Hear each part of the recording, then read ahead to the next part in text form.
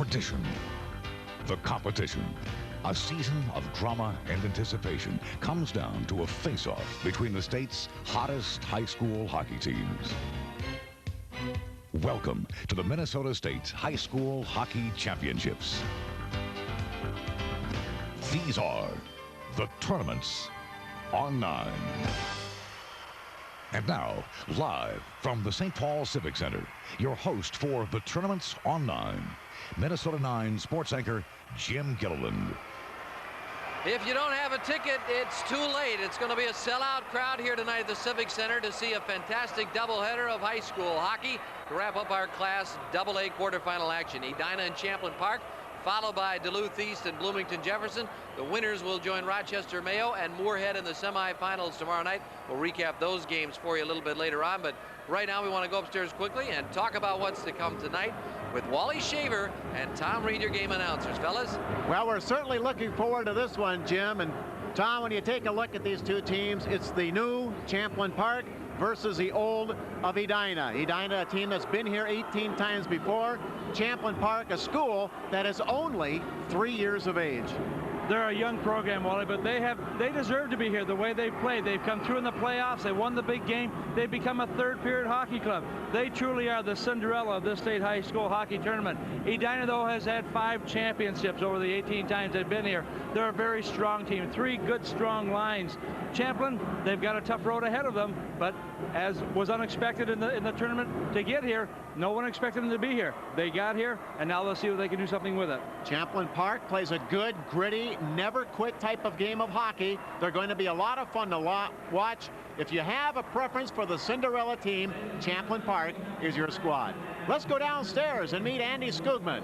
All right, Wally, thank you very much. I'll be down here at ice level all night long, bringing you interviews with players, coaches, and, of course, fans. The puck drops on our first Class AA quarterfinal game of the evening. Definitely a David versus Goliath matchup. Champlin Park takes on Edina. You're watching the 1995 State High School Boys Hockey Tournament live here on UPN 9. We'll return to the St. Paul Civic Center.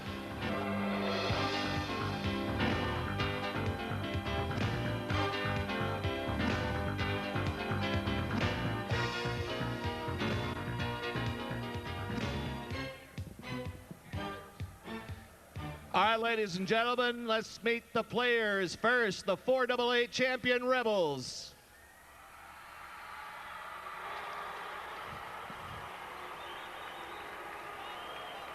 First, 6-foot senior center number 1, Jeremy Stevens. Senior forward number 5, Joe Clone. Sophomore defense, number 6, Seth Rickerson. Senior forward, number 7, Eric Curtis. Senior defense, number 9, Travis Rippey. Senior defense, number 10, John Goodrich. Senior center, number 11, Chuck Sawicki. Sophomore forward, number 12, Steve Blumker. Junior forward, number 13, Joe Olson. Junior defense, number 15, Paul Finvig. Senior forward, number 16, Mike Dugan. Senior defense, number 17, Steve Jokic. Junior forward, number 19, Micah Dicatoto. Freshman forward, number 21, Ron Sibley. Junior defenseman, number 22, Matt Semling. Sophomore forward, number 24, Corey Bazell. Senior forward, number 25, Ben Pagel. Senior goaltender, number 27, Tim Levine. Senior defense, number 28, Ben Heath. junior goaltender number 30, Jeremy Steffen. And the Rebels head coach, Dave Notaro, and assistant, Jack Peterson. Student managers, Jillian Dagenet and Karen Jenkins. And now let's meet the 6AA champion Edina Hornets.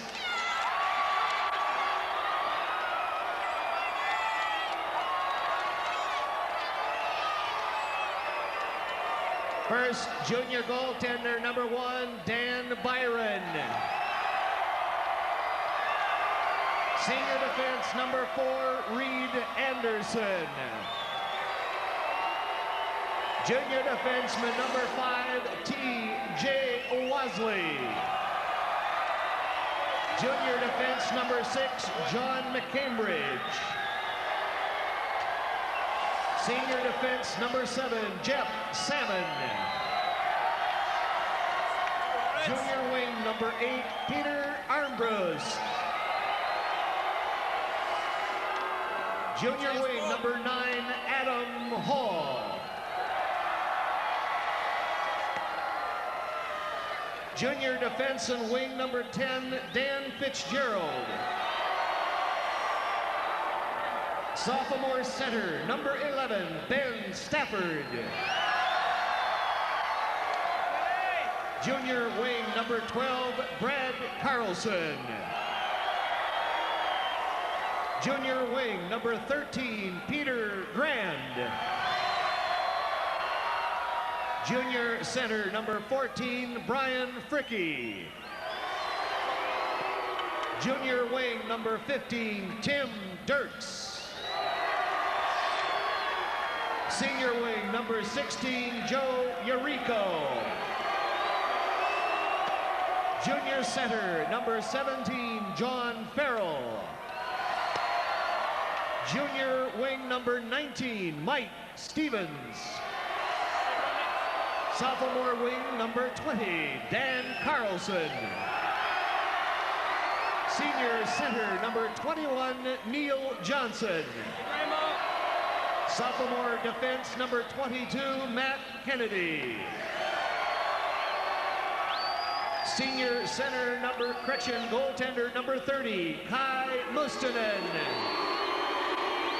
Hornets head coach Bart Larson, his assistant Rob Little, and student managers Alp Satmaz and Steve Erickson.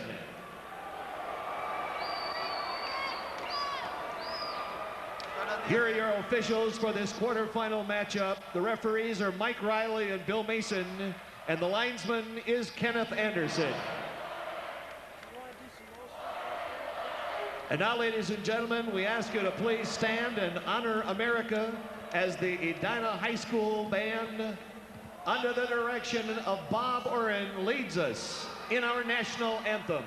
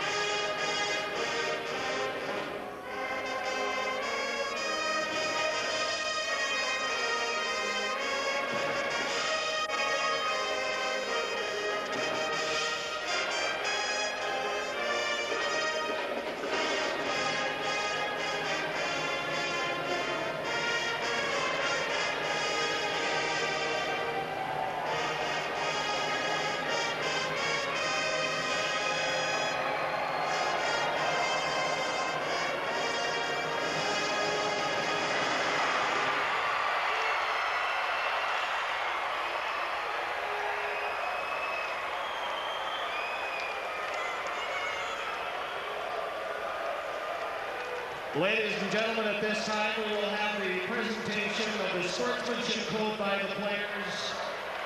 We request your attention, please.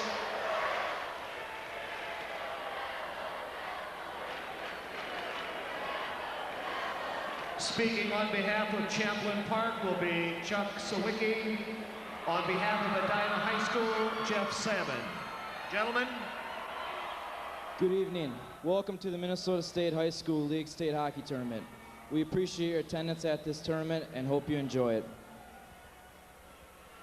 The state hockey tournament is being played under the rules of the Minnesota State High School League.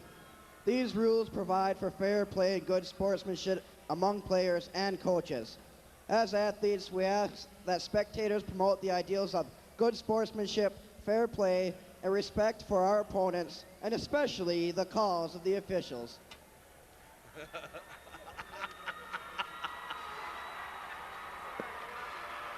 Thank you, gentlemen, and we're ready to drop the puck and start the game. All right, I don't know who was doing that laughing earlier, but it wasn't us. It wasn't me. I like the official. Okay, we'd like to welcome everybody up on KDLH, viewing tonight out of Duluth, Minnesota. Glad to have all of you aboard from Duluth and the Range area. And I know most of you up there are waiting for that nightcap game, which will feature Duluth East and Jefferson High School coming up immediately following this contest between Edina and Champlin Park. Well, you look at the goaltender right now for Edina, and that's number 1, Dan Byron, who will get the nod. 16 victories on the year, just 3 losses, but a 2.35 goals against average. He's quick, he can play position, and Coach Bart Larson feels that this kid has really developed into a varsity goaltender.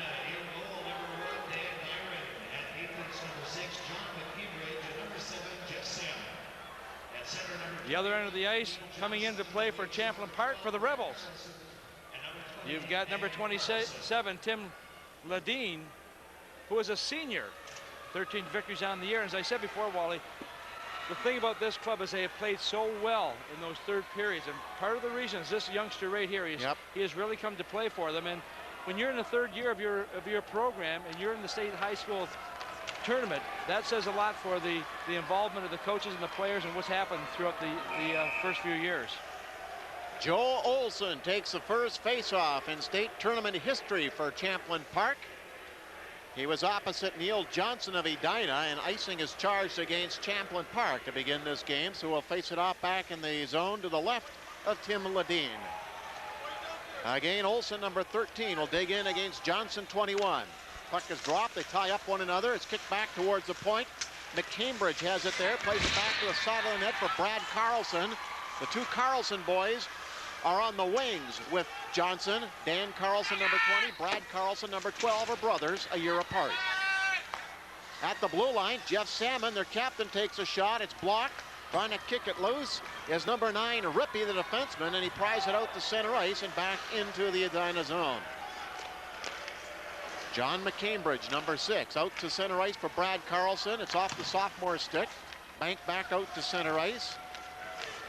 Champlin Park driving it in off of the stick of Curtis.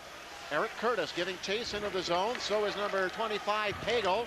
Bang up along the boards. Edina pops it loose but can't break out of the zone. It's stopped at center by the defenseman Goodrich of Champlin Park. Chasing now is Sawicki. Chuck Sawicki in behind the Edina goal, trying to pop it out of there. Champlin Park wearing their jerseys of dark blue with silver and white trim. Edina in their very familiar white jerseys with gold and green trim. Here's Edina on the attack. Johnson going into the corner after the puck. Leaves a trailer there. Stafford is out in front. They can't get it to him, and Goodrich moves it up ice. Onto the stick of Sawicki, a headman pass now to Curtis. He shoots right on goal, and Dan Byron makes the first save of the game.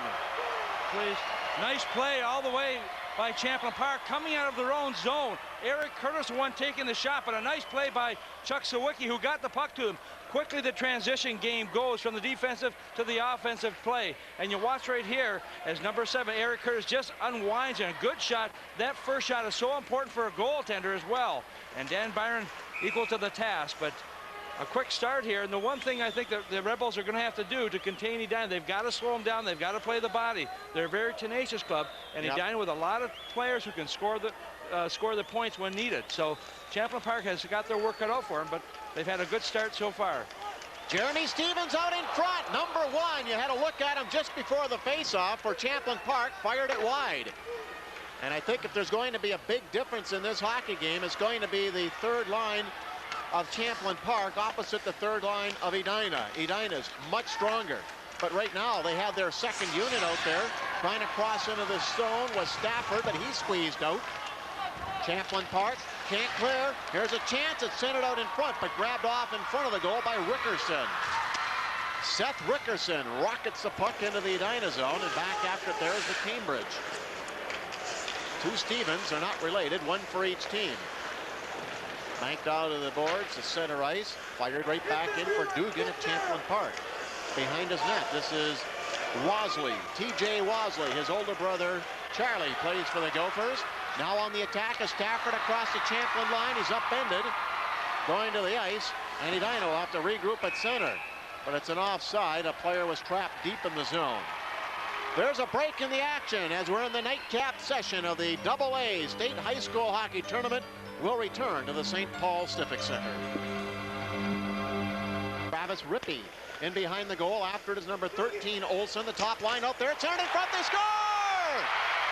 Banging it home, number 16, Mike Dugan.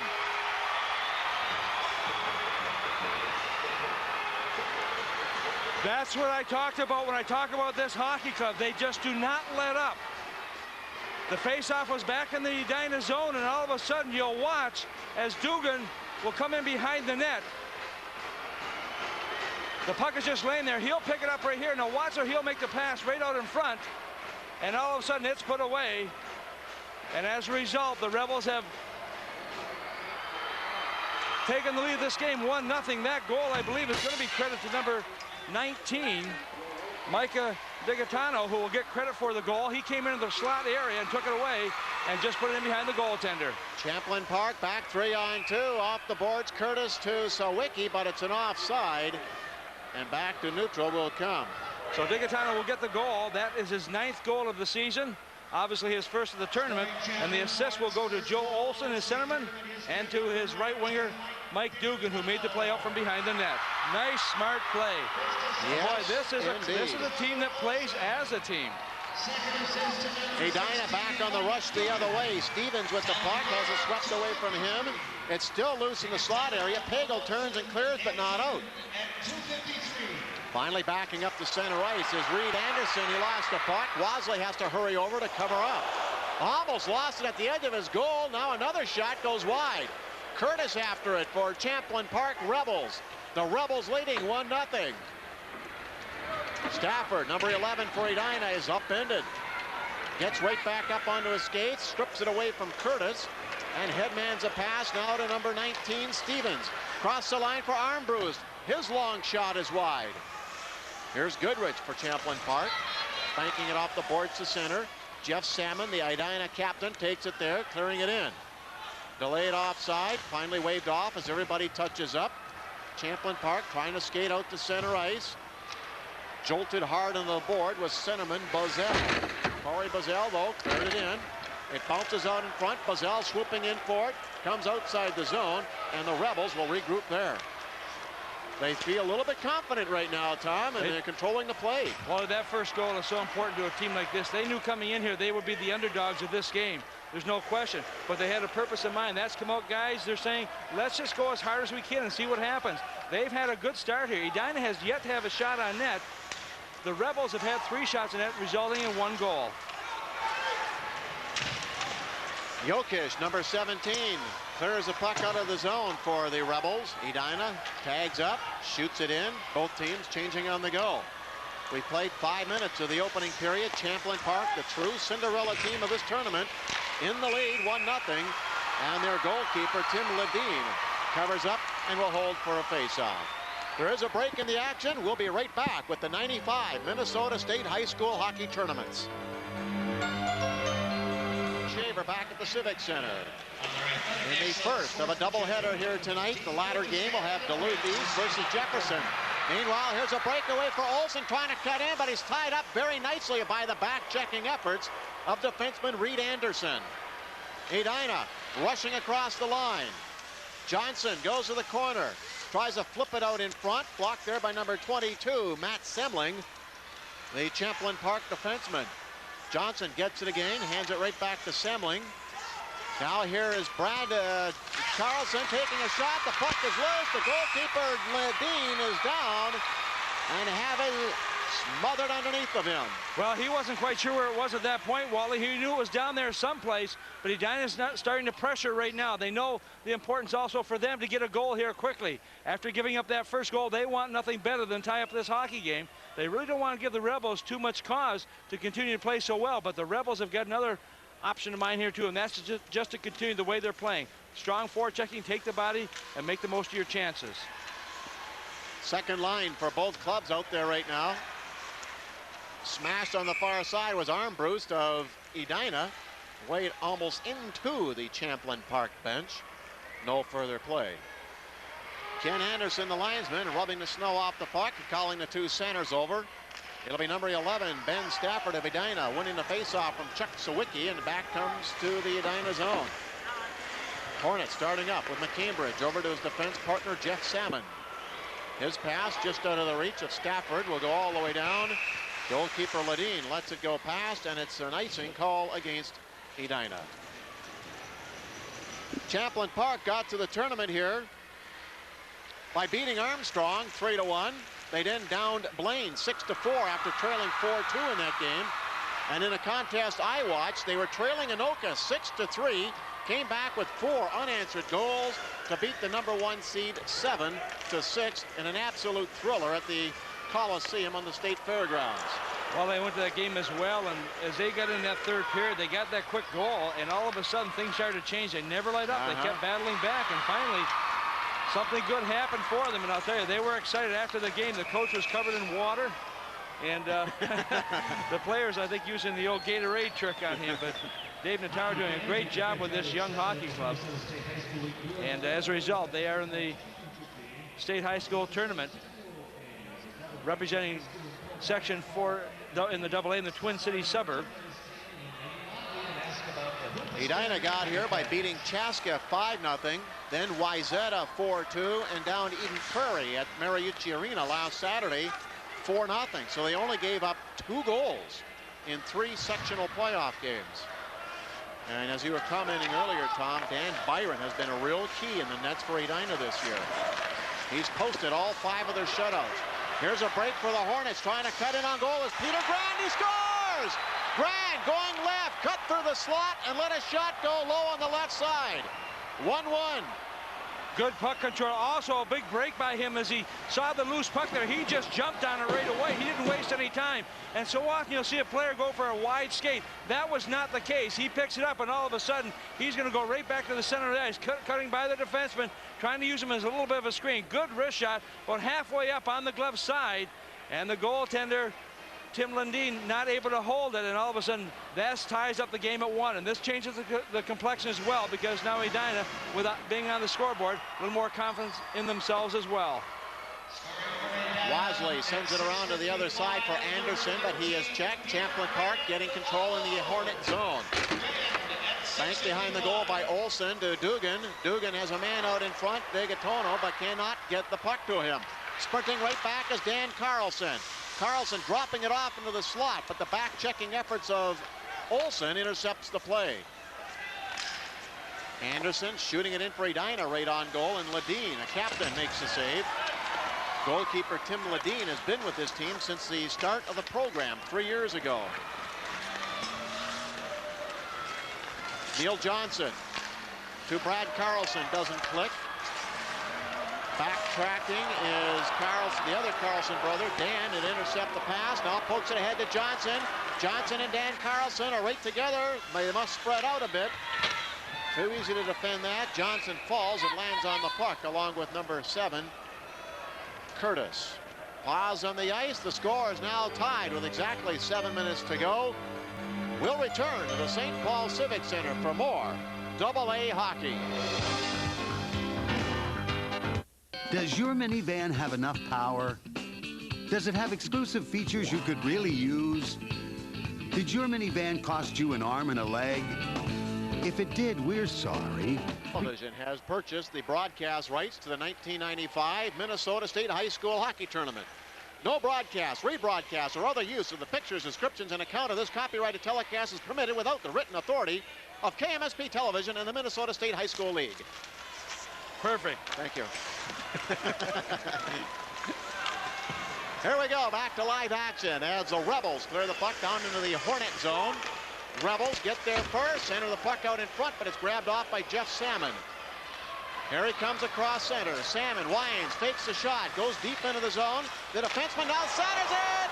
It was right onto the stick of Graham, but he couldn't quite complete the play. And now, back at the blue line, McCambridge keeps it alive for the Hornets. It gets past him. 2-on-1 the other way. Here's Pagel getting across to Curtis. His shot is blocked by goaltender Dan Byron. Pagel now working in the corner boards, trying to pop it loose. Edina instead breaks out. Here comes Stevens, number 19, across center. Long shot, which Ledeen sticks to the corner. Stevens for the other team of Champlin now has the puck. Jeremy Stevens, a National Honor Society student, clears it out to center ice. Chopped right back in by Wasley. Goodrich rings it around to the far side. Off the boards is Stevens trying to control it. Falls on the puck, gets up and clears it back into the Edina zone.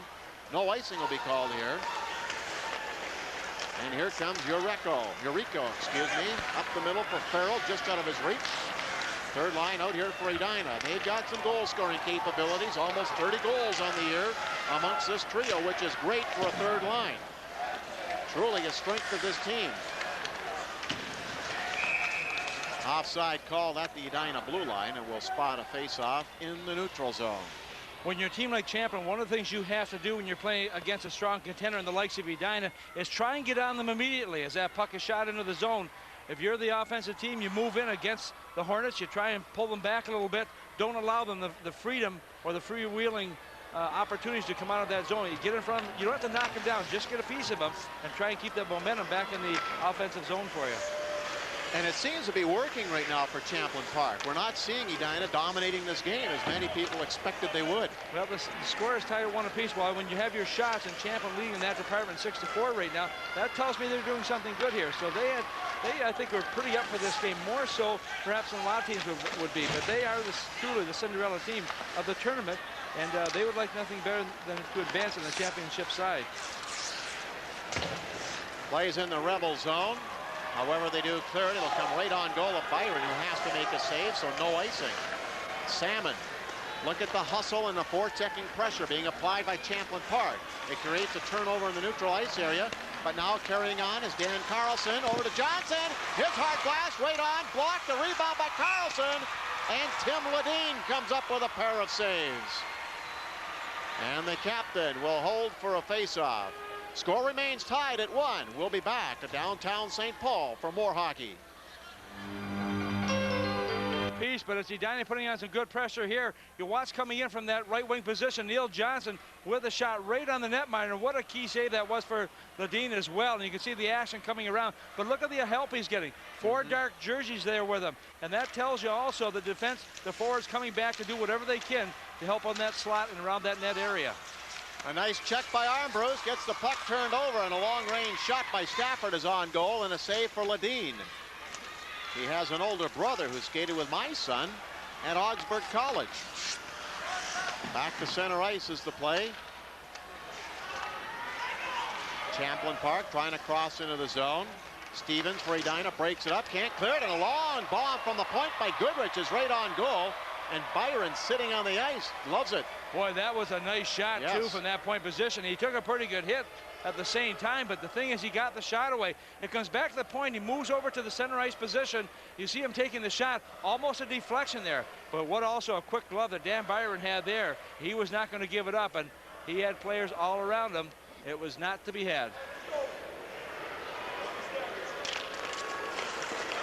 From the draw, comes in front of the net for Salmon. Pass to center ice, goes into the Champlin zone.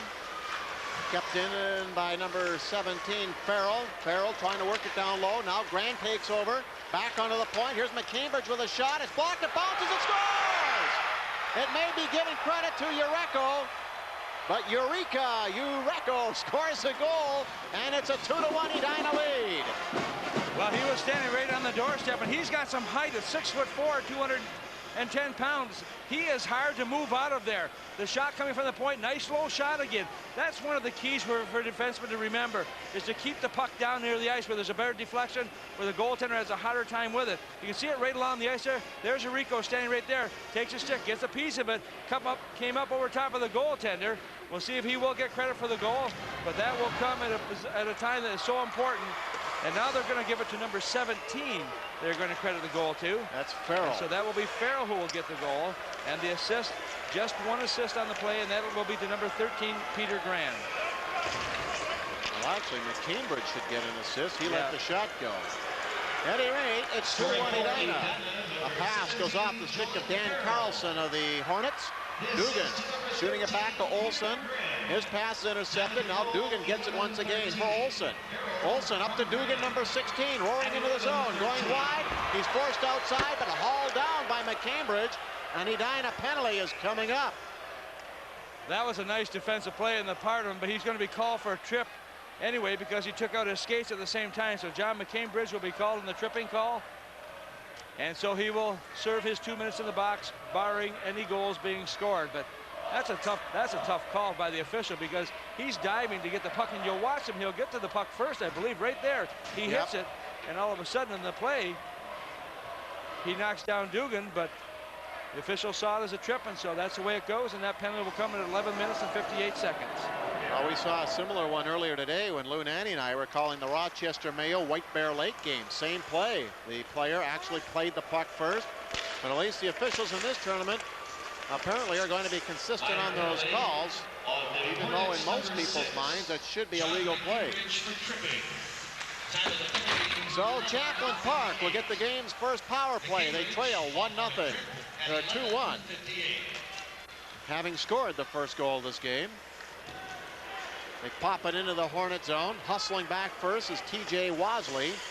Backhands it off the wall. It's not out. Pounded back in by Rickerson.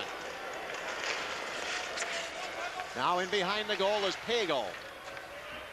Pagel behind the net. Curtis walking out in front. The puck goes to score! It's slammed in by Rickerson, and it's 2-2.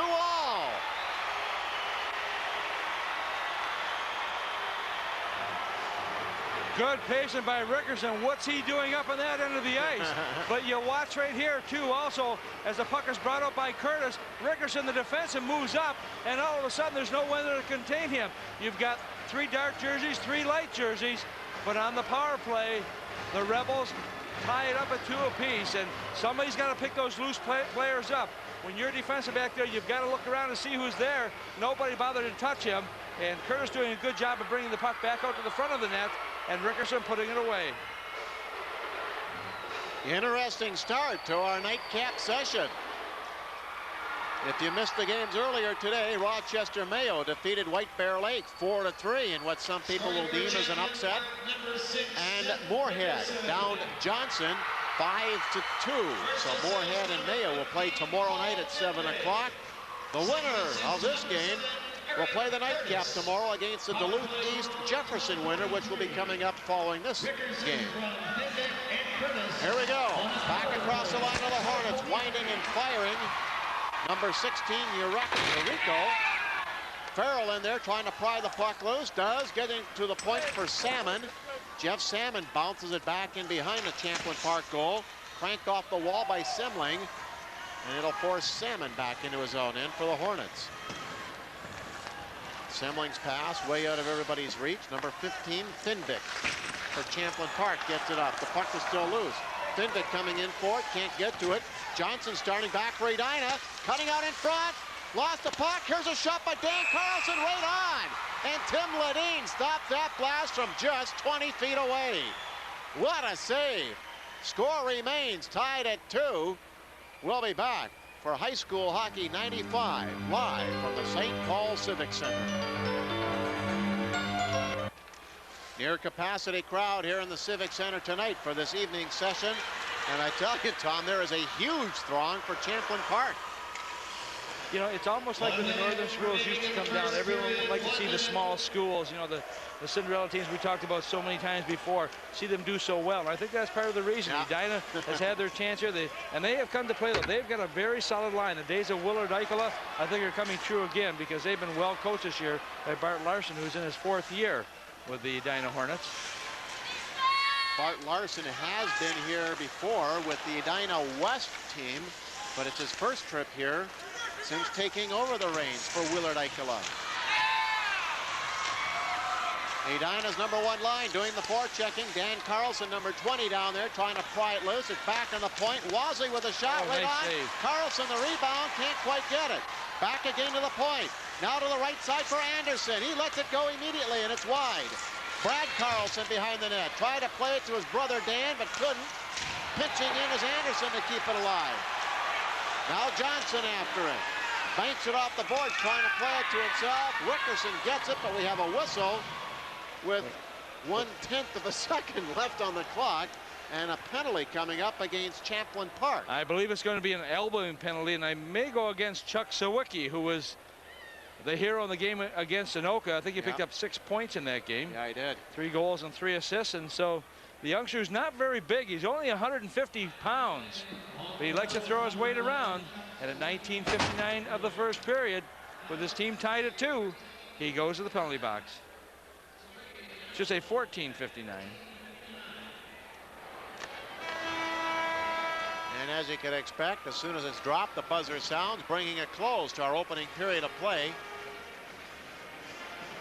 With these two teams skating off in a stalemated game. It's been a very good, exciting first period of hockey. And Champlin Park coming over to surround that young man there, Tim Ledeen, the senior goalkeeper, who is keeping a high-powered Hornet offense at bay, while his teammates have popped in 2 down at the other end of the building.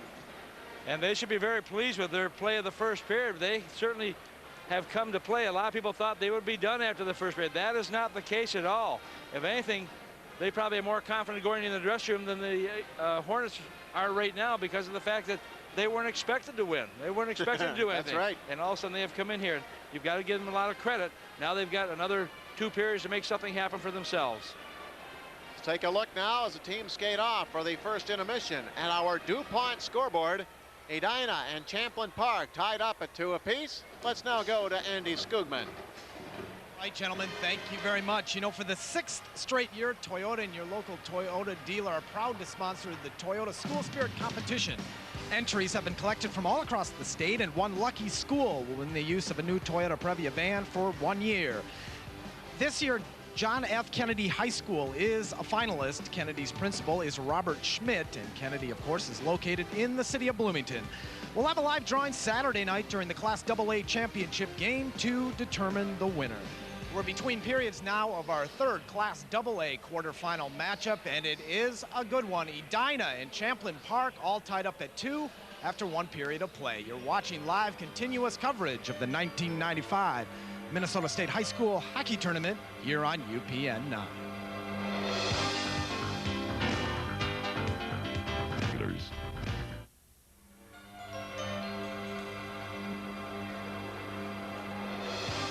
We're back at the Civic Center after the first period. Edina and Champlin Park tied 2-2. I'm Jim Gilliland, and it is time for the Northland Ford Dealer Report. Comes your way every intermission. And in the previous game tonight, rather in the consolation games this afternoon at Class A, we had some requests for those scores. Hutchinson was a winner 9-2 over Chisago Lakes, and in double overtime, Blake defeated Detroit Lakes 6-5. That was a late score that you may not have gotten earlier. Blake 6-5 in overtime over Detroit Lakes. So we'll be back with more of our Northland Ford halftime report in just a moment. This is continuing coverage of the 1995 Minnesota State High School Hockey Tournament.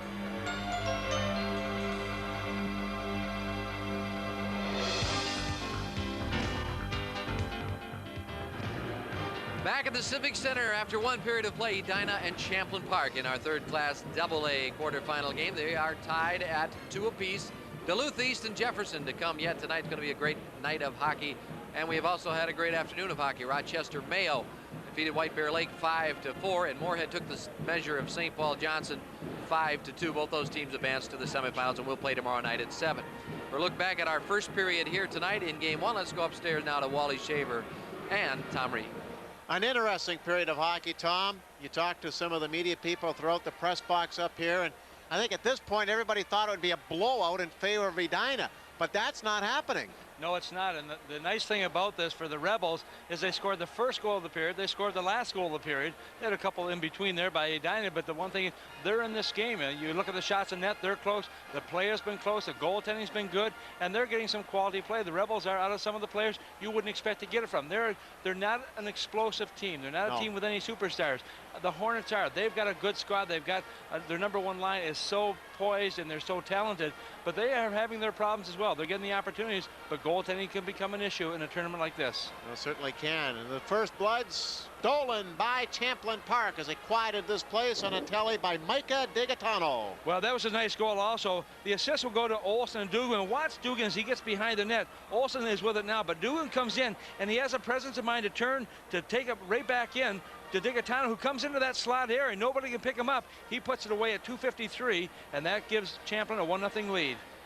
An individual effort by Peter Grant broke things up in neutral ice, and here comes lucky number 13. He just stole the puck right there. He just walks in. Good quick shot from about 25 feet out here, and the goaltender was not able to handle it. Tim Ledeen saw it, but he could not hang on to it, and so that tied up the game at 1 apiece. Peter Grant had a hand in the next goal scored by Edina as well. Well, they're going to credit the goal to John Farrell. There was a lot of players around that net area, and you'll watch also as the puck comes towards the area, all of a sudden someone takes a shot, but you'll see as everybody moves now, all of a sudden John Farrell gets right into there as well, and everyone's swinging at it, but apparently it was Farrell who hit it last, so he'll get the goal with the assist going to Grant. For Farrell, that was his 5th goal on the season. First power play of the game came on behalf of Champlin Park, and Seth Rickerson helps out Champlin Park's cause. Well, he's a defenseman, but he was in the right place at the right time, and you can see the Rebels here just battling to get it. Finally, Curtis comes out in front with it. He can't get quite the shot on net he wanted, but very quickly it was Rickerson who came into the play, and he was there to put it into wide open net, tied up the game at 2, and boy, you can bet they feel not comfortable, yeah, but they feel pretty good in that dressing room right now. They sure do, because nobody thought that Champlin Park would even be here, let alone tied up in the first game of the quarterfinals against the Edina Hornets. Now let's go downstairs and rejoin Jim Gilliland. Thanks, Wally and Tom. That concludes this Northland Ford report.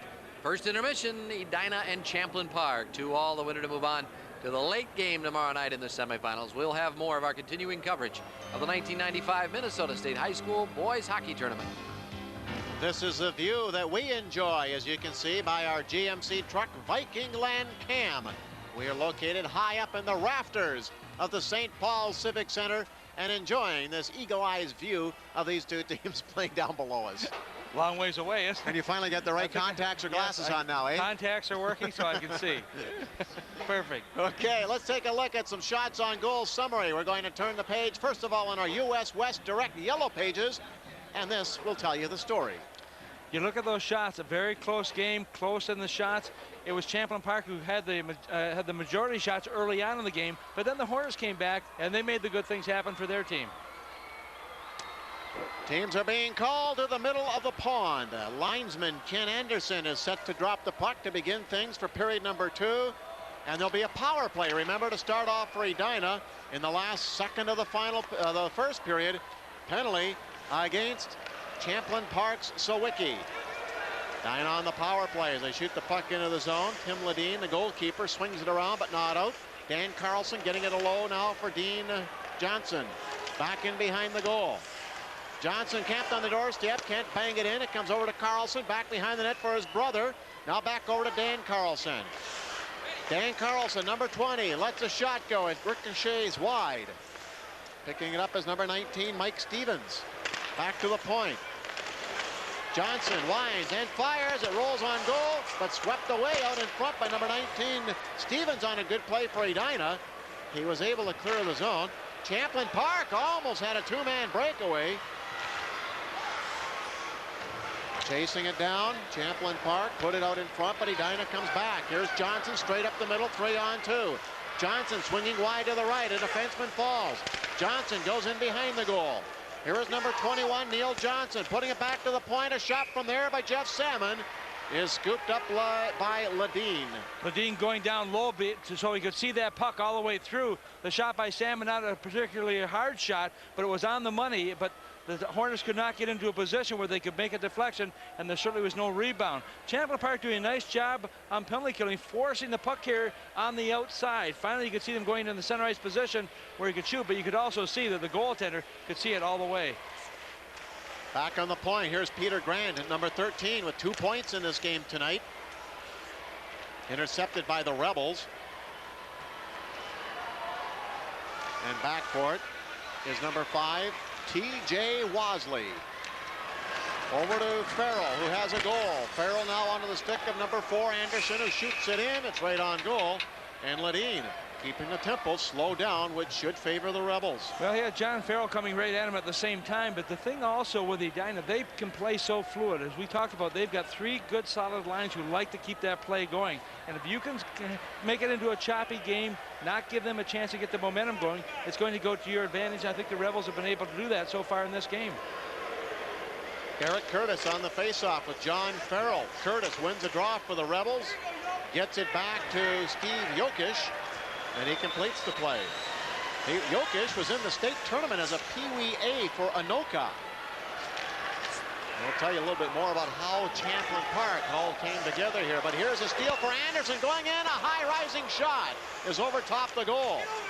On the far side is picked up by Yuriko. Getting it back to the point. Now to this side for Grand, who shoots it off the wall. It's blocked as a penalty has expired now to Sawicki, who returns. And here is Sawicki.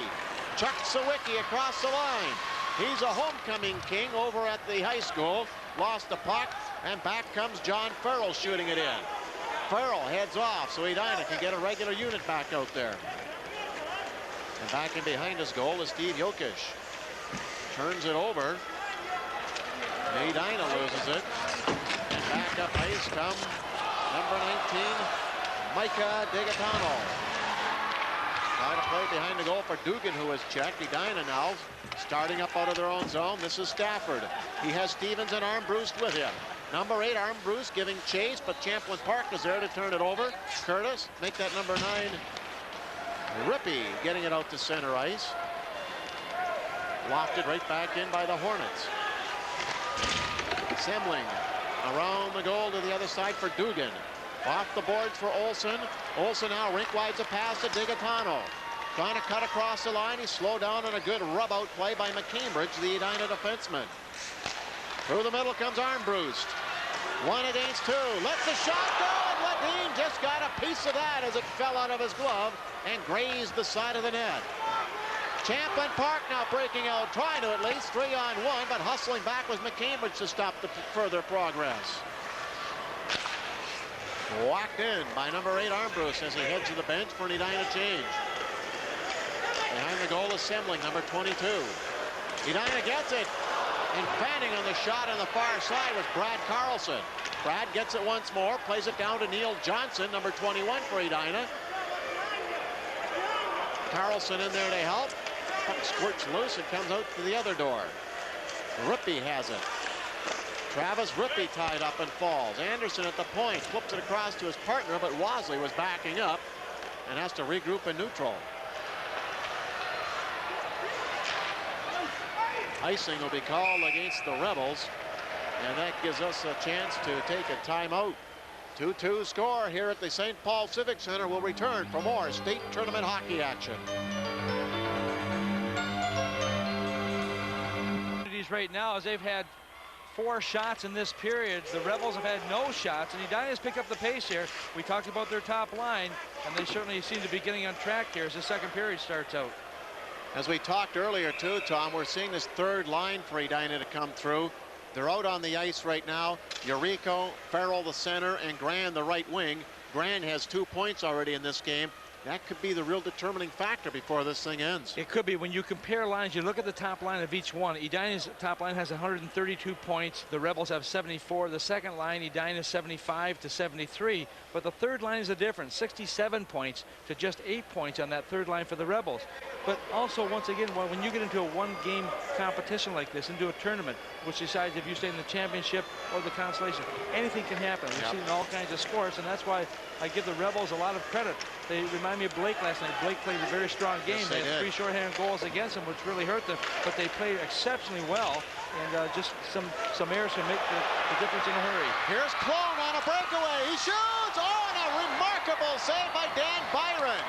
It was the third line popping loose for Champlin Park, and Byron stoning the breakaway to Clone. Back comes Edina with a rising shot from Yuriko's stick going wide. Farrell sends it in behind the goal. Charging after it, the defenseman number 10, Goodrich. He's pounding. Edina gets it back. They put it out in front. Grand did, but goalkeeper Ledeen is on top of it. Despite a 2-2 score, both goalies have really been tested in this game. 9:54 to go here in period number 2. Wally Shaver and Tom Reed from the St. Paul Civic Center. Well, you watch a breakaway when a defenseman falls, you get those golden opportunities. And you see Joe Clone come in here. He just comes in. He tries to rifle one, which he does. But goaltending has been the key in this game. Dan Byron coming in with a big save, but just going the opposite way. Also, Yuriko getting a good shot. And so we're going back and forth. Both these teams putting a lot of effort into it.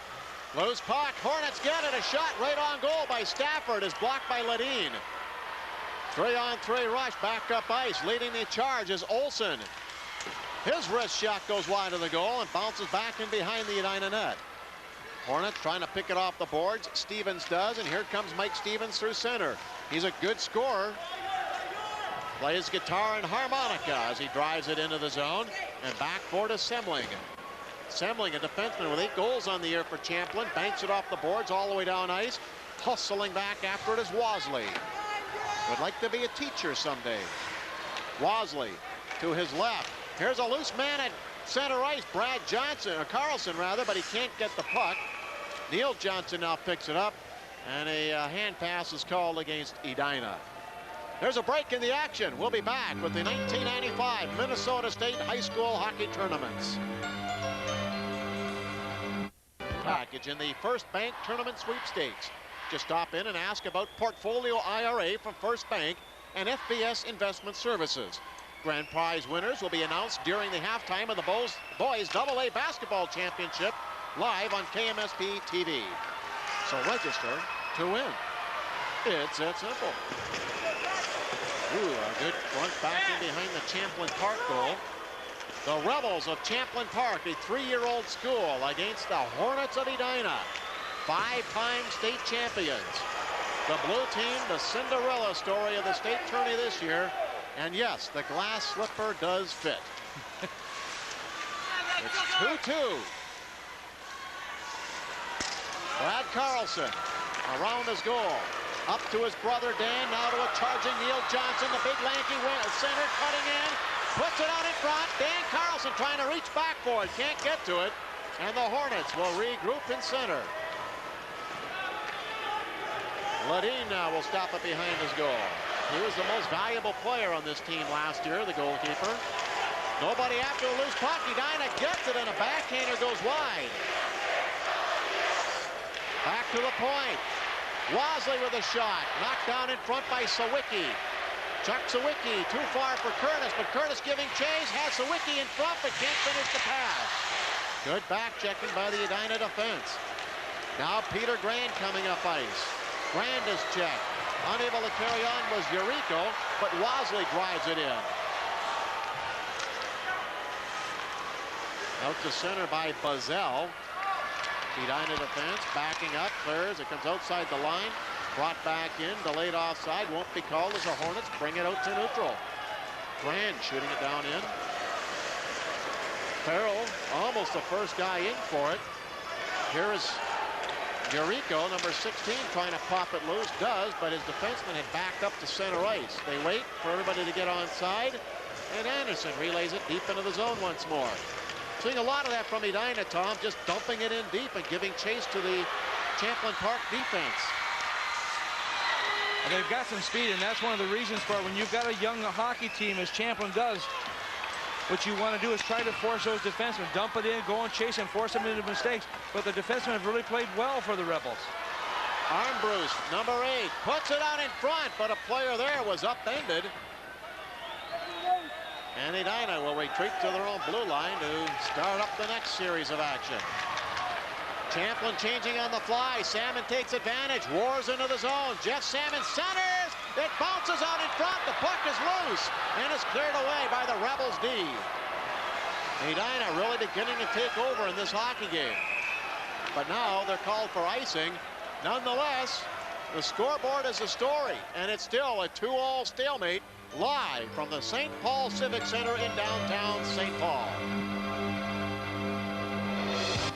Edina Hornets putting in a lot of pressure right here. You watch the defense, it becomes a one-on-one situation. What you want to do, you want to force them to the outside. You can see all of a sudden that's where everybody has to go. As he just moves on that outside, Jeff Salmon with no place to go there. But also you look at all the dark jerseys out there to help out the goaltender at the same time.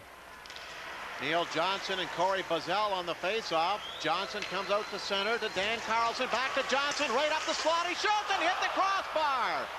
And the puck deflects back in behind the goal. Johnson rang it off the crossbar.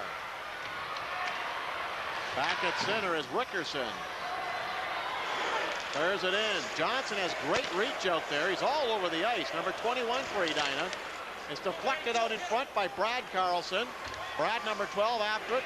Throws it around to the other side. Johnson there for it. Johnson has it stolen from him. Dan Carlson, number 20, chops at it. Puck still bounding around, and finally the Rebels control. Clear. Right back comes Johnson. Johnson has the 2 Carlson boys. Over to Brad, number 12. His flip pass is intercepted by number 13, Olsen. They go to the corner boards. Players fall. Puck loose at the point. Edina has it. Here's a backhand drive by number 7, Salmon. And knocked down by the Rebels and cleared. Rebels look a little flustered right now, Tom. They can't seem to get much going. No, they can't, and the reason for that is because of the play of the Hornets. They are just putting a lot of pressure on. They're moving all the time. They're not just standing. And when you've got a team that's skating, boy, what a difference it makes. Almost caught Champlin Park on a line change, but the pass up to Peter Grand was just out of his reach. And Grand, number 13, will skate back with his teammates for a face-off deep in their own zone. Well, we've talked about the number 1 line of Edina just about this entire night with the Carlson boys and Neil Johnson. But Neil Johnson really is a playmaker of that line. 52 points on the year. He takes a shot, and that just goes off the crossbar.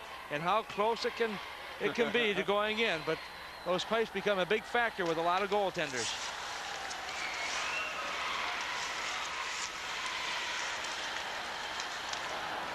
Stevens to center ice now for Grand. Grand pulled over from behind. Puck picked up now by number 25, Ben Pagel. Banks it off the glass. Too far for Curtis. Now it's broken loose by Sawicki. He has Curtis with him. Sawicki shoots right on. Byron the save. Sawicki following right in after it, but it's cleared away by the defenseman Wasley. Back come Edina. Yuriko down the far side. As he moves into the slot, he's upended. Farrell, number 17, after it, but Pagel is there, number 25 for Champlin Park. Onto the point. McCambridge blasts one right on. The puck is loose, but Ledeen squatting. Hangs on with the puck between his legs. That will create a face-off and allow both teams to make a player change. All the scoring came in the first period. We're still knotted up, and we'll be back along the shores of the mighty Mississippi. He gets a shot, but the Edina Hornets come right back at the opposite end. Good shot by John McCambridge as he just comes in from that point position. Look at how low it is. Looking for a deflection. No one could get to it, but what a great save also by Tim Ledeen. He has been tested in this contest. Edina has had a total of 17 shots, a lot of good shots, but he has come up big for them. 2-on-2 breakout. Trying to cut across the line is Dugan. He does! Oh, and a fine save by Byron. And maybe a little bit of a horseshoe necessary as well, because the first place he looked was behind him. Well, the first line right winger of the Champlin Park Rebels comes in here. He goes around the defenseman. You've got to take the man. all of a sudden he's not able to do so, and you can see him just reaching there. But you also notice the defenseman there as he came in there. What he did, McCambridge, instead of taking one hand off the stick and putting the stick between the legs to take the man, he kept the stick in like in a cross-checking position. And as soon as you hit that stick, your hands roll. You can't hold the player back. And if he's got enough speed and strength, he can just go around you, push off on you. Good point, and it's exactly what happened. Defenseman for Champlin falls. That was Jokic. Back behind the net, it's banked off the glass by Rickerson. High bouncer, several people after it. Breaking out now is Olsen. He lost out at center ice. Good open ice body checking going on here. And now this is number 6, John McCambridge. He loves Star Wars. Gets it up to Armbruster, who takes a long bomb on goal. Ledeen leaves it behind his net for number 22, Semling. Now the forechecking effort of Carlson breaks it loose. Johnson in there as well. Battling away is Dan Carlson. Puck pops back behind the net. Carlson falls. His younger brother tries to come in, Brad, and help out. Not successful. Here's Curtis starting back for Champlin. Unable to get around the defense. And now Brad Carlson coming up. Leaves a trailer for Johnson, but it trailed a little bit too far and came outside the blue line, and as Johnson brought it in, he obviously trapped Carlson offside. This line getting a lot of ice time for the Edina Hornets. Champlin able to respond with that, but the key right now for Champlin has been the strong play of their goaltender, who's also one of their captains, Tim Ledeen, who has really come up big for them through almost 2 full periods of hockey. Champlin Park on the rush. Number 11 is Sawicki. Lost the puck. Rippey broke it up at center ice for Champlin. Now lugging it in. Johnson after it. Tossed off the wall. Back to the point. Anderson's weak shot goes towards the front of the goal. It's still bounding around. And now here comes Pagel handing it off to Curtis across the line. His wrist shot is blocked by the Edina defenseman Wasley. Hornets roar back. Dan Carlson leads a trailer for Johnson. He winds and fires. Booted out. Gets it again. Another shot right on goal as Dan Carlson let that one fly. Johnson has it, but his pass is blocked by Pagel's skates. Pagel, however, can't clear it. Now it's lifted, but weakly by Semling and not out. Johnson keeps it alive. Big Johnson gets the puck again and fires high and wide. Moving in from the point position now is number 6, McCambridge. His shot is blocked out in front. Curtis takes over, and here comes Champlin Park. But Curtis elects just to lift it all the way down ice, going for the line change. A minute and a half left. Edina has owned this period, but there has been no further scoring since the opener. It's 2-2. We'll be back to the Civic Center. It's been all for Edina. Some good tough shots as well, but Champlin's had a few opportunities. Not as many as Edina, but still they still have the opportunities, and eventually they're hoping something will break for them. A bounding puck is taken by Goodrich. Lost it. Back in the point. Salmon shot's blocked. Now a breakout possibly for the Rebels, but it's Salmon stopping it at neutral ice.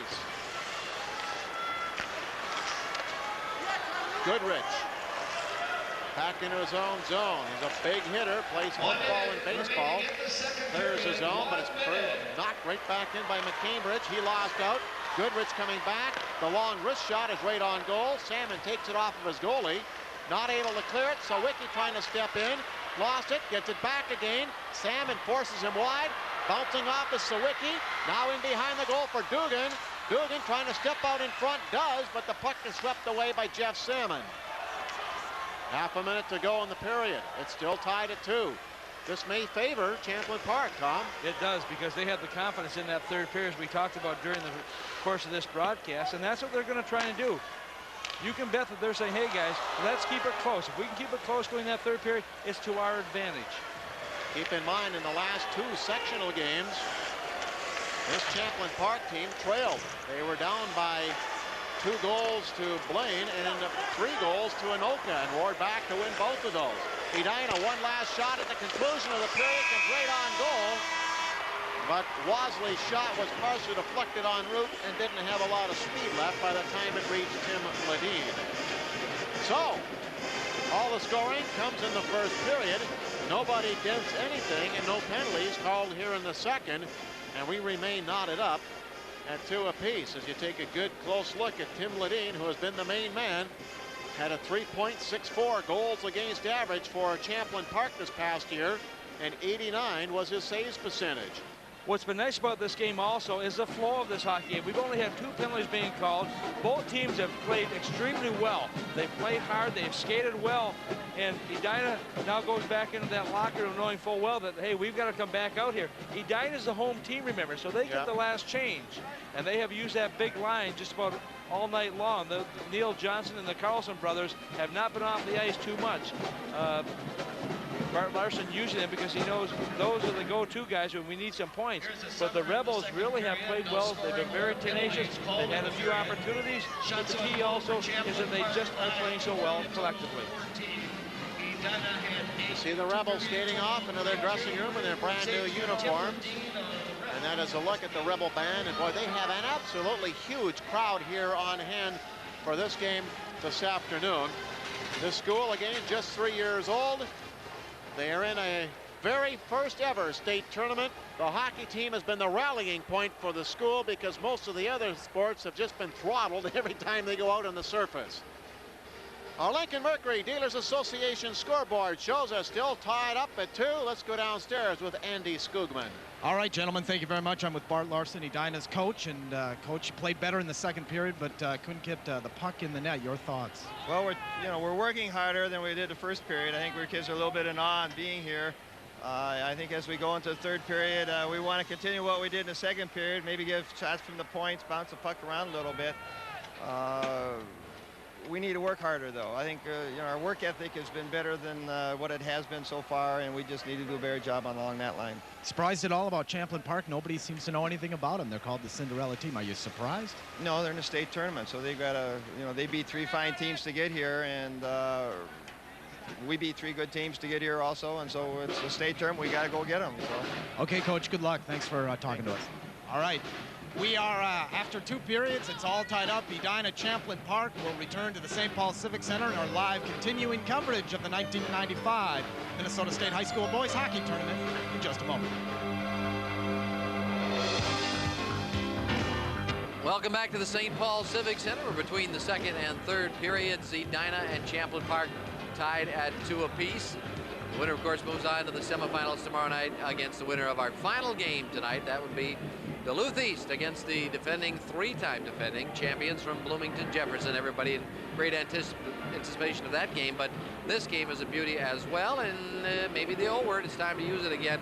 Could we have our first overtime of the championship session? We did have overtime this afternoon as we continue our Northland Ford report for this intermission. In the consolation, Blake defeating Detroit Lake 6-5 at Mariucci Arena in consolation. Hutchinson won the other game 9-2 over Chisago Lakes. And we'll be back with more of our second intermission at the 1995 Minnesota State High School Boys Hockey Tournament.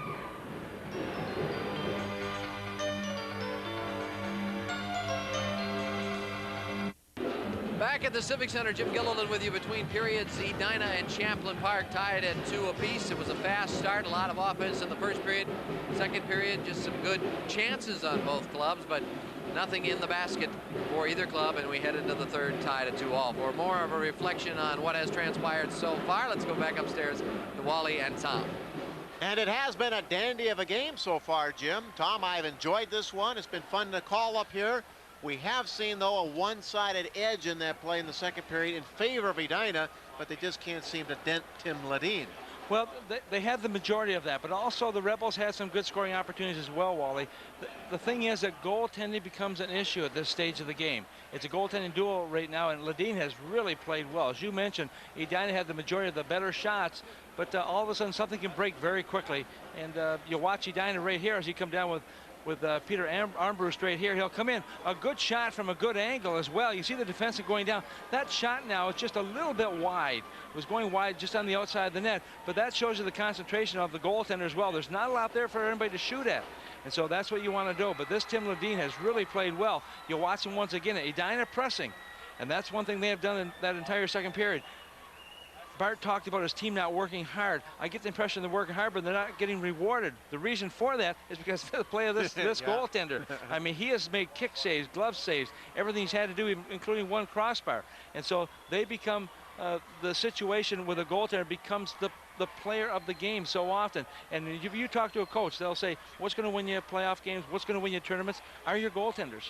Well, that's been the story so far. The goalies have done it. Downstairs is Jim Gilliland. Okay, thanks, fellas. We'll look forward to the call of the third period. Who's going to move on to the semifinals? Who has to go to consolation at Mariucci tomorrow? Duluth East and Bloomington Jefferson, our final game tonight. Stay with us. The 1995 Minnesota State High School Boys Hockey Tournament rolls on live from the Civic Center in St. Paul. Install a new ceiling. If you're tuning in to state tournament hockey action for the first time, you'll notice no longer do we have the clear boards here at the St. Paul Civic Center. Our GMC truck Viking Land cam is showing the more purest white boards. Easier to sell advertising as well, isn't it? It certainly is. Becomes a dollars and cents issue so often. It has been a good hockey game so far. The teams are skating out in the ice for the third and final period of tonight's game. Let's take a look at our U.S. West Direct Yellow Pages shots on goal board. And this will tell the story of what has happened here after 2 periods of play. Well, you look at Edina right now out shooting Champlin Park by an 8-5 margin, but a lot of quality shots, and that's what you have to look at. I know you look at the goals, but you look at the shots as well. Yeah. Sometimes a barometer. You can get a team that may have a lot of shots, but they're not from any place really difficult. Edina's had some key shots here. Both teams have.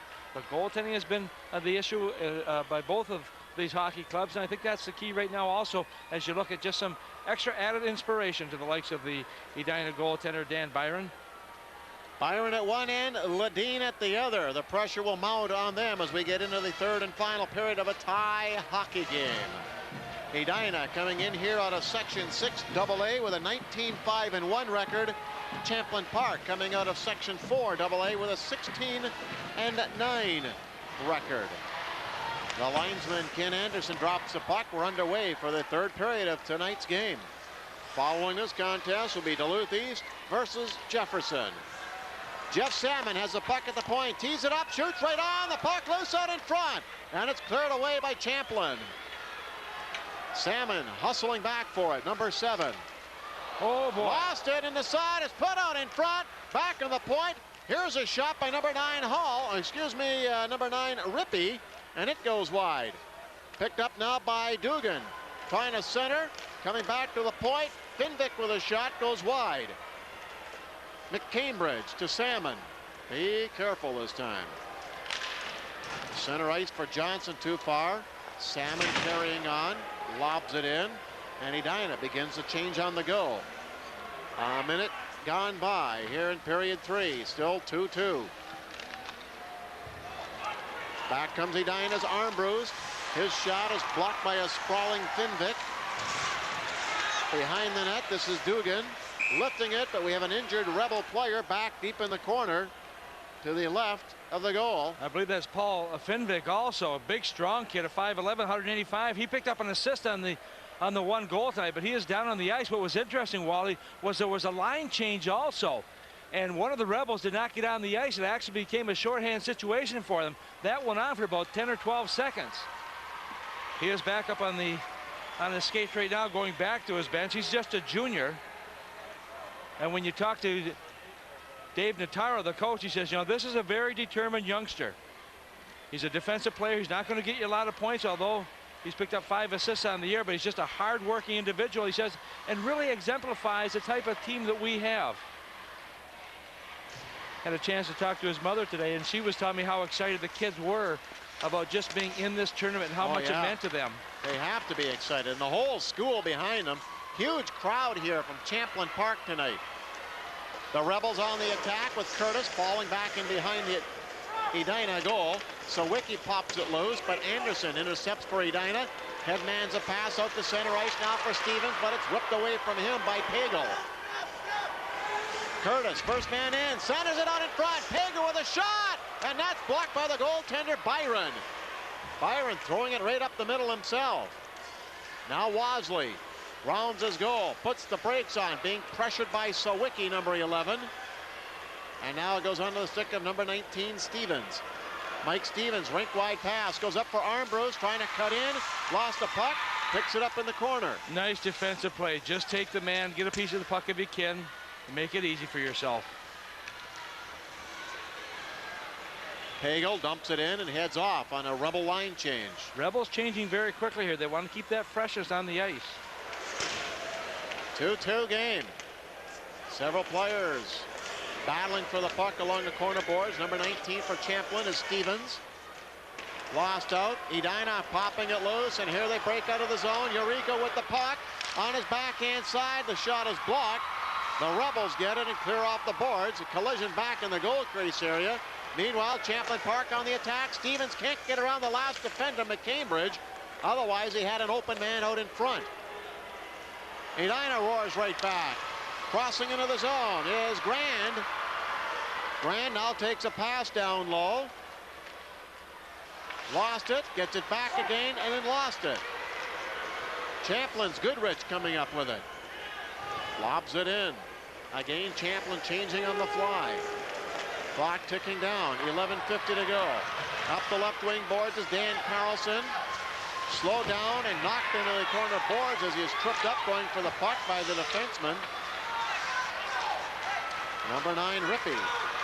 Here comes Pagel. Back through the middle. Goes wide to the outside around Anderson into the corner boards. And no further progress at the point. Here's a shot by Rickerson right on goal. Johnson pries it loose for Edina.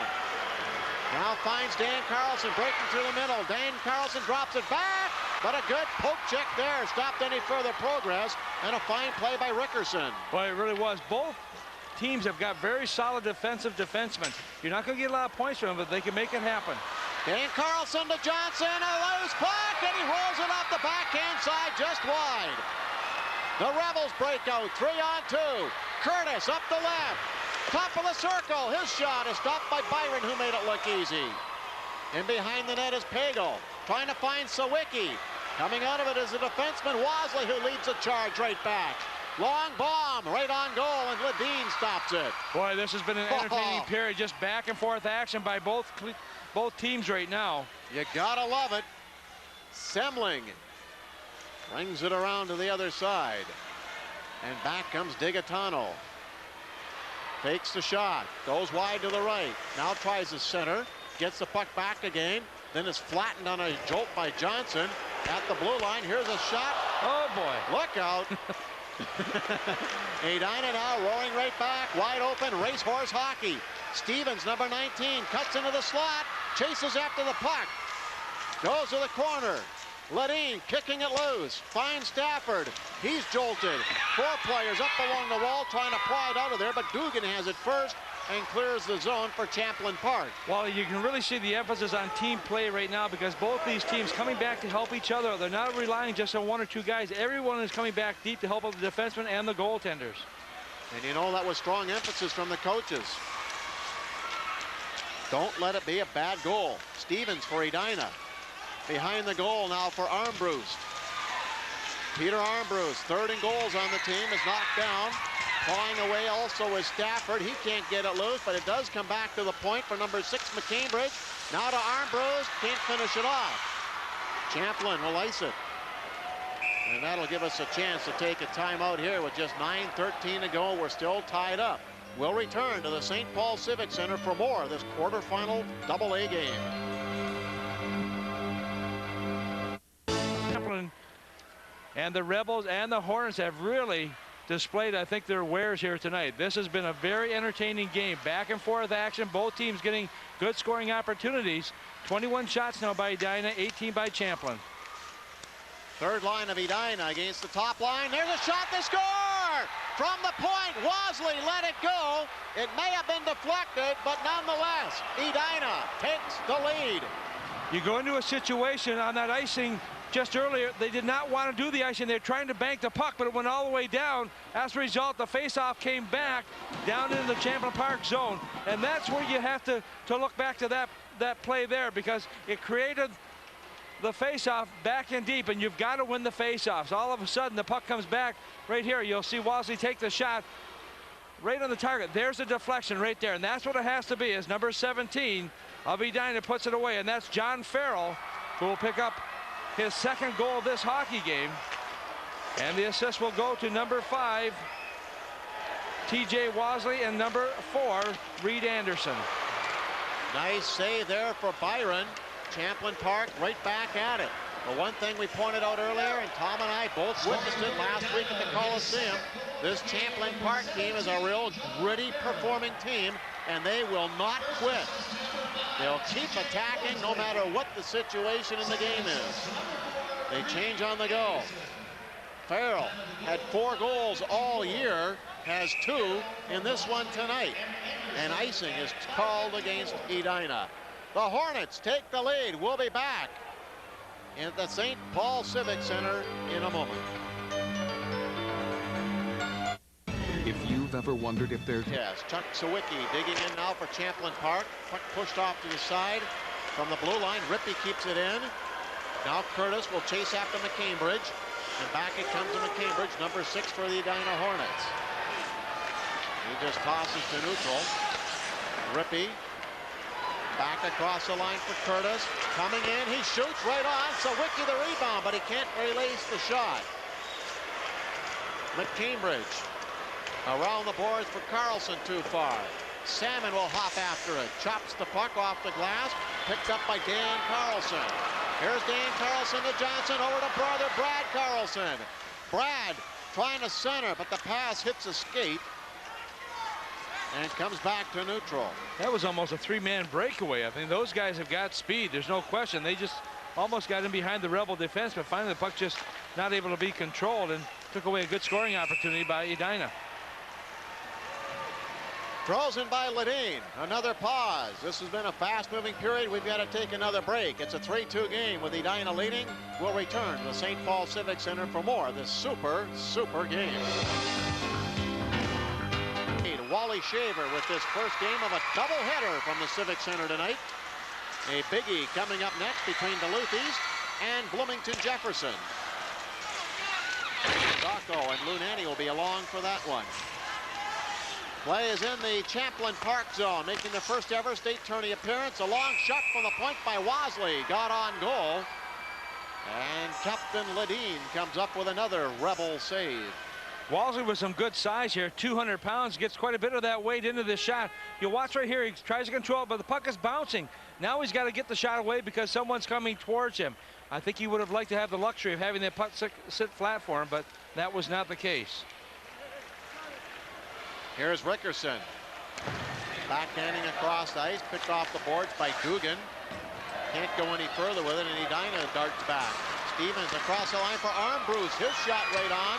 Ledeen, another save. He's had a ton of them tonight.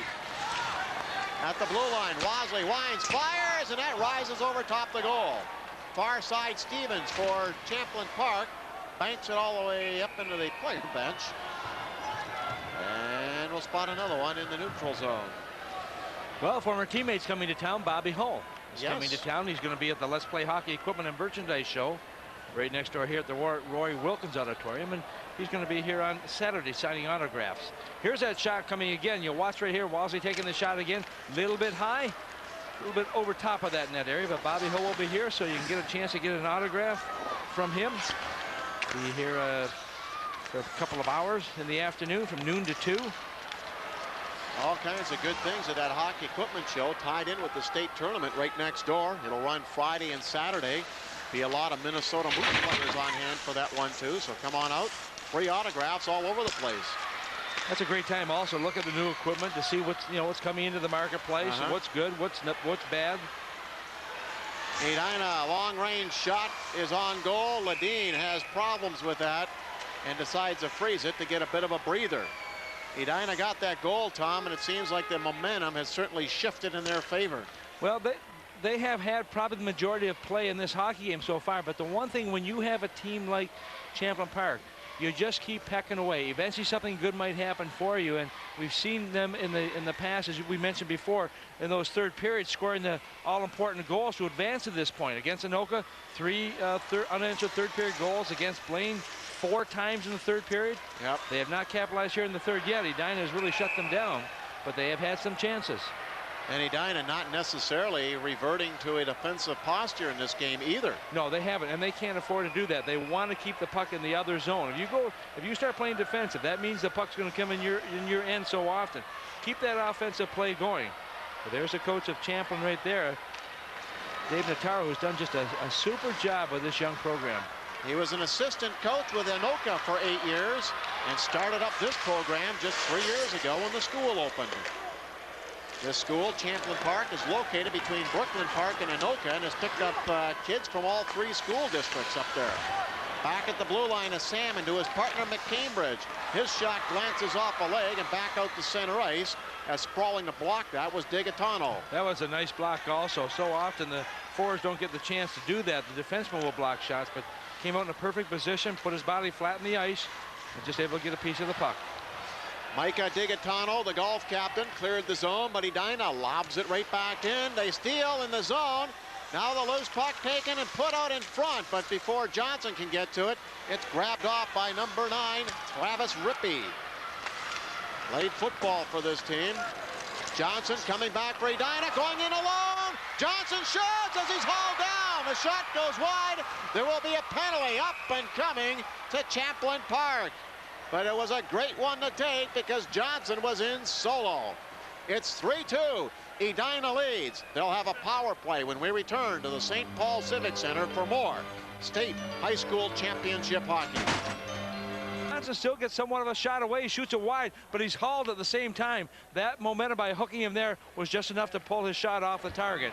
And so Travis Ripley picks up the penalty for Champlin Park, and Edina goes on the power play with just 4:45 to go in the 3rd period. You know, Tom, despite the efforts of the goalies, which has been superb in this game, I don't think there has been a more dominant player on the ice than number 21 for Edina, Neil Johnson. I'm just sitting here thinking about stars of the game in a situation like this. I have to agree that the other guy I really like is Edina. I thought he had a very strong game for Champlin. Edina working the power play around quite well. Banked off the boards, down low for Anderson. He can't get to it, but now reaches over and helps it over to Farrell. Back onto the point, winding and firing is Grand. The shot blocked out in front. Farrell has the puck. He also has 2 goals tonight. Now Farrell, number 17, passing it over to Eureka. Eureka in front for Farrell, and he tapped it just wide. Farrell back to Eureka. Back to Farrell, number 17, working the sideboards. To the point for Grand. Left side now for Wasley. Wasley relays it in behind the goal. Farrell picks it up there. Farrell back to the point for Wasley. Takes the shot, slides it down low, receives it back again from Farrell. Now Wasley's pass blocked. Here's an interception. Champlin Park, Sawicki starting back. His centering effort is picked off, and here come the Hornets roaring right back. Up the left side, Eureka fires right on, and Tim Ledeen scoops it up in the midsection. Edina doing a good job here of controlling the puck once again. You saw the Rebels breaking up, but I think they were too tired from killing that penalty. So Wicki, you could tell that he was dog tired. Watch this little give and go play right here. 16-17. That is Eureka over to Farrell. Farrell going for the hat trick, but just shooting the puck a little bit wide of the target. You love to see players come to the forefront in this tournament. That's what it's all about, and Farrell certainly has been a cog. Here's Johnson. Onto the point, back to Johnson, almost picked off by Goodrich. Puck is stalled up off the blue line. You see it has not yet come out of the zone, but it's going to be squashed enough to create a face-off. Good camera work down there by our TV9 crew. Joe Olson doing a good job also in this penalty killing situation. Just getting his stick in the right place, and anticipation is so important when you get into a tournament like this. A look at Neil Johnson skating to the bench right now. The big senior has certainly played exceptionally well. He really has become a two-way player. And he kind of gravitated between the 2 Carlson brothers.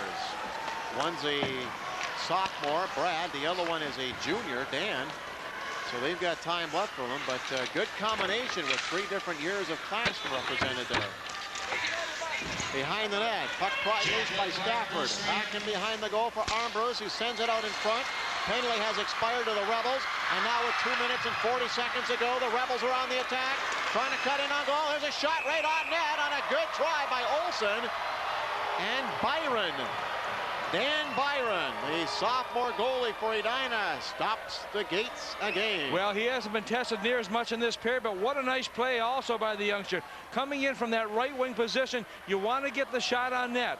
And that's almost exactly what happened as Joe Olsen was looking for that opening. Gets it there. Byron making the save and keeping that puck from going to the net and keeping his team ahead by 1 goal. Timeout has been called by the Champlin Park Rebels with 2.5 minutes to go. It's still anybody's contest, a 1-goal hockey game. In 1970. And looks like he's not talking much strategy, just relaying restful advice to this team. I think he is right now. I think the players know the importance of this hockey game, what they have to do. I mean, you get to this stage of the game, you better know what you have to do. And I think that the players have really responded exceptionally well. The other end of the spectrum, you got Bart Larson, who wants to say a few words to his players as well, but his starting lineup is back on the ice, and once again, that little timeout gives his number 1 line a chance to rest so they can be back out on the ice for the drop of this puck. Olsen pulls it back to the point. A shot from there by Rippey is blocked, and here come the Hornets. Neil Johnson across the line, takes a wrist shot, drops it off for Brad Carlson, but it's intercepted. And here comes Digatano back. Digatano, Micah going to the corner, lost the puck, but a shot right on by Dugan. Edina breaking out. Brad Carlson gets it loose. Johnson chasing after it, but the first guy back will be Travis Rippey. Rounds his goal, lost the puck. Dugan after it. Rippey lifts it high in the air, and it bounces back to center ice for Anderson of Edina. Anderson with a steal at center. Sends it away for Dan Carlson. He stops into the zone with 1:50 to go. Rung around to the other door now for Semling. Matt Semling likes to hunt. Out to center. Hunting for a goal now. Chasing it down will be Curtis. Wasley comes in, sidestepping the play. Sawicki behind the goal is upended. Pinching in from the point. There's a shot just wide off the stick of Jokic. Edina gets the puck. Clearing, but not out. Held in. Semling get it down low. Curtis out in front now for a Pagel. His shot is blocked by the Edina defense. And they really jammed up the front of the net there, Tom, and will take an icing here. They really have. The Rebels putting a lot of pressure now on the Hornets zone, and the Hornets kind of slowed down at the last few seconds there. They were standing, and that allows the Rebels to be able to move around there, control the puck, and the Hornets coming off the boards there, so it opens up the lanes where the Rebels can get the puck and move it around. But they are still trailing in this game with 1:13 to go. Shots on net right now, 27 by Edina, 22 by Champlin Park. And a little strategy right now on the part of the Rebels, determine who's going to stand where and what we're going to do. Now it looks like we're going to have another timeout being called. Looks like a goalie change here. So what that does, obviously, get a little bit of a rest.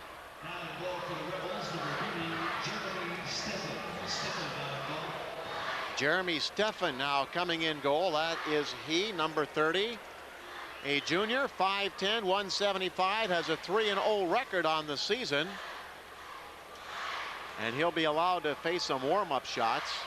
That will allow Rebel head coach Dave Notaro to rest his 2 primary units. Top line of Digatano, Olsen, and Dugan. And the second line of Curtis, Sawicki, and Pagel will get the lion's share of work here with 1:13 to go and a badly needed rest. You know, when you've got a young team like this, there's not a lot of book on them. And I talked to Bart Larson before the game. I said, have you seen them play at all? He says, no. He said, I haven't. He said, you know, I hear some good things about them. I know they can come back. They've done that. We have to play our game. And I think that perhaps Edina did play their game. I think that a lot of people have underestimated this Cinderella team, as we've referred to them time and time again in this broadcast. But they certainly have come to play here. And I think the fans who are here in attendance have been rewarded to a very exciting, entertaining hockey game. I have certainly enjoyed it. Monday night at 7, go beyond our galaxy with a crew of Star Trek Voyager. A rip in the fabric of space has thrown the Federation's most advanced starship 70,000 light years from home, and now it's up to the crew to find their way back. Don't miss the sci-fi adventure Star Trek Voyager, Monday night at 7 here on UPN 9.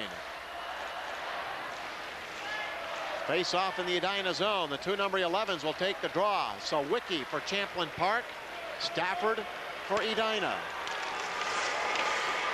They tie one another up. The goaltender has been pulled for Champlin Park. Sawicki with the puck, lost it to Stafford, sweeps it out to center. And now we enter the final minute. Sawicki trying to play it into the Edina zone. Breaking it up is Stevens here. He lost it. Rippey carries on now for the Rebels. Trying to split the D. Unable to do so as he's upended. Puck still bouncing around. Rippey trying a shot. It's blocked and goes off a leg back to neutral. Turning it quickly is Semling. Semling at center. Lost out to the good efforts of Stafford.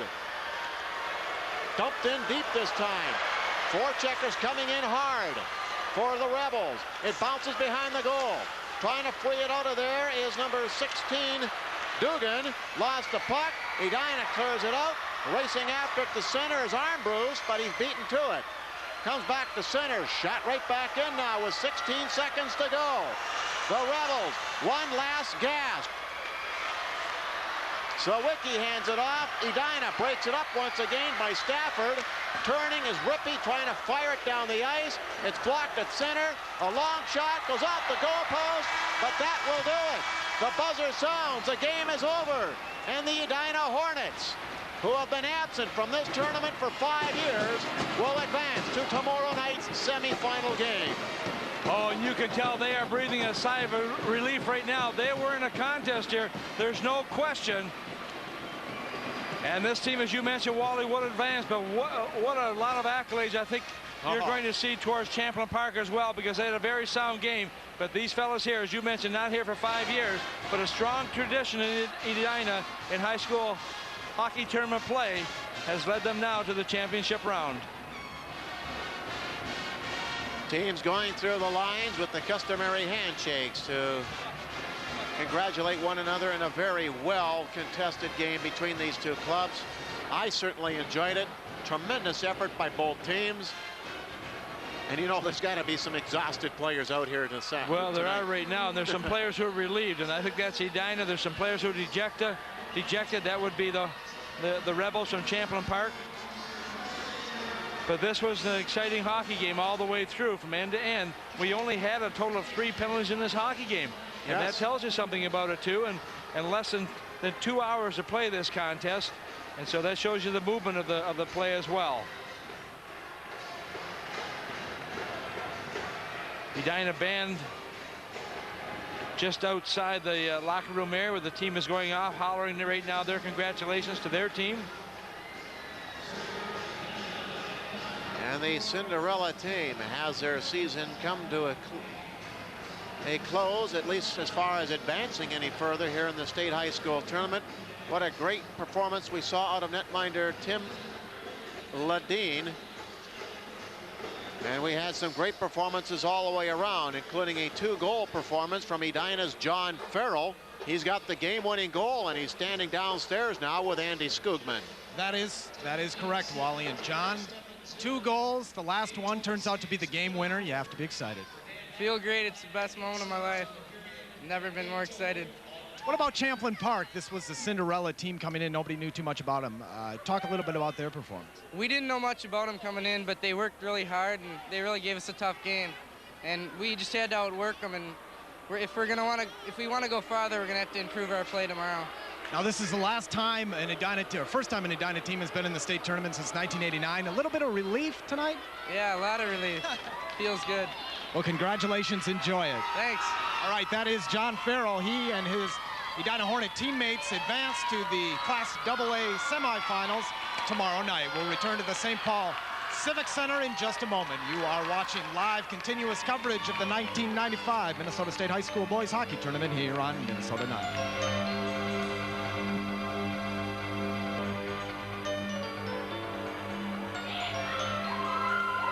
Welcome back to the St. Paul Civic Center, the third Class A AA quarterfinal games in the books. You see the final score. Edina 3-2 over Champlin Park. Jim Gilliland back with you down in the dressing room area with a victorious coach, Bart Larson. And it's kind of nice to see that Hornet excitement return, not that it ever left in terms of striving to reach the pinnacle in the hockey tournament. But you're in the tournament for the first time in 6 years. The band members are filing by here, giving you the high sign, and really an exciting time. It's great for the school. It's just that it's been a while since we've been to a tournament, and I think there's a lot of spirit that's being generated through the student body, parents, and it's just neat for school. We're very excited to be here, and as you saw, the last 3 periods were very nip and tuck, and we're just really lucky to advance. You seem to have a calm outlook there after 2 periods we chatted with you, and you said we're just doing the right things. We got to keep working, and it really paid off. Yeah, we had a struggle to start because you're not used to it, and like we've got 3 or 8 banners hanging in our building, and all these kids have done is really looked at them, and they haven't been a part of them, and really do not know what it needs to take to be a champion. And we're on our way. We've been playing well lately, and we just sort of find a way to win, and there's it's evident this evening. Good defensive work after they got a couple of goals on you early, but only 2 for the whole game, and you finished strong in the sectional 2. Has that been a key, is keeping the puck out of your net? Definitely, because if you score less than they do, but it's something that we've tried to do. The kids are really playing well. The forwards are helping the Ds out, and we have some miscues, and guys get caught too deep, and there's a 3-on-2, and somehow things happen. Just to keep the puck out of our net or stopping from giving them a good scoring opportunity. Now, you had mentioned, too, that you've seen Jefferson, or played Jefferson, played Duluth East and Moorhead as well, so you feel you belong here, and that if you continue to play well, you might as well move on. Well, as long as we win, like our Danny Byron now, his 3 losses were to those 3 teams, and he's won all the rest of them. He's just playing very outstanding in the last half of the season. He's just coming into his own. So we're expecting him to carry us through tomorrow, and we're really excited to be in the winner's bracket because, like, I was just thinking about it. Willard says you got to win that first one, so it's nice to do. Okay, congratulations. Enjoy this one. We'll see you late tomorrow night. Thank you very much. Bart Larson, head coach of the Edina Hornets. Of course, the legendary Willard Eichela is the man he refers to who helped hang those banners, the 8 championship banners that he talked about at Edina High School. They're moving on to the semifinals. Will it be Duluth East, or will it be, once again, Bloomington Jefferson moving on? We'll be back to discuss that game and have more of our between games coverage. We're taking a break right now at the 1995 Minnesota State High School Boys Hockey Tournament.